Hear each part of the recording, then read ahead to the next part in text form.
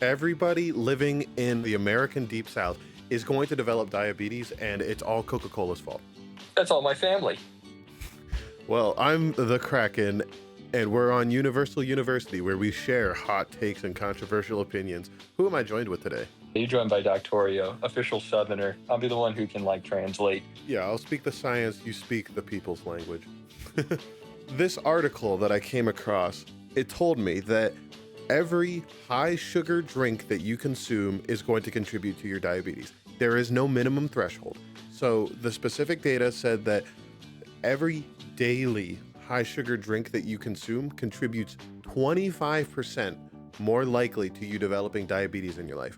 So to give you some real simple numbers, let's say you have a 10% chance of developing diabetes because of your family history, but you have a can of Coke every day.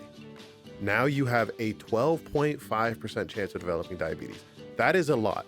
That is not just some small potatoes number, because one Coke every day is like it goes with lunch or it goes with dinner for a lot of people.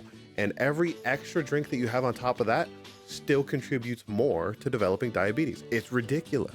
Wait, so it's not that every Coke you drink increases your risk of having diabetes by 25%. So I chug a Coke today, it's 25, and then tomorrow it's 50, and then in a couple of days it's 1,000% chance of diabetes. I have diabetes coming out of me. This is based on a daily consumption. Okay. So if you average one Coke a day, that is 25% more. If you average two Cokes a day, and this doesn't have to be Coke, this is any beverage that has a high quantity of sugar in it. So that can actually include fruit juices. That can include, syrups in a Starbucks coffee. And the sugar is I didn't see the exact number. I know when they say high sugar beverages, it's between 25 grams and 75 grams, because you're really only supposed to have about 50 grams per day according to the United States Health Department and the World Health Organization. They like that 50 grams a day number. Yeah, well, I take my evidence from the Captain Crunch labs of human health. He's telling me I need thousands of grams, kilograms of sugar per day, a kilogram per day. You're being lied to by Big Sugar, and that's No. not even a meme. The toucan would never lie to me. Here's the other thing.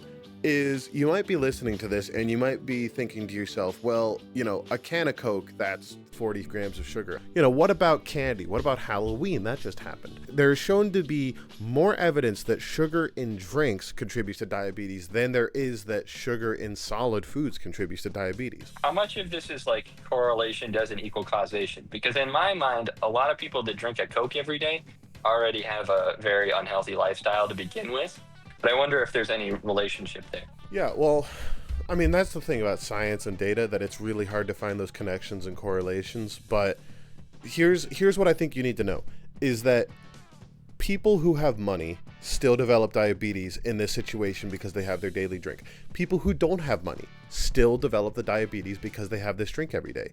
There's no disconnect between wealth levels that has been found. What I do know about diabetes is that it's when your pancreas stops developing insulin because there's too much sugar at all times in your blood system, and then it builds up that insulin resistance and you have type 2 diabetes.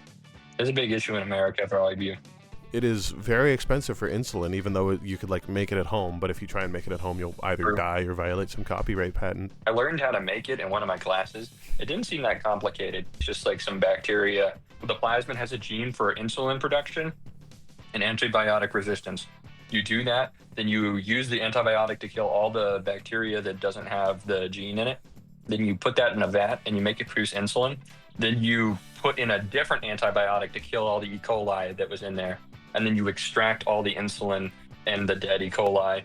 Theoretically, maybe you separate them. I don't even know. Because that's super easy for the majority of Americans who have diabetes, right? Ronald McDonald's been making you pay to kill you, actually. So thank you so much for watching. How dare you diss on Captain Crunch? Oops. All beaties. All right. We'll catch you in the next one. Be sure to like, subscribe, and comment on all the sugary drinks you have in a day. Bye-bye. Bye-bye.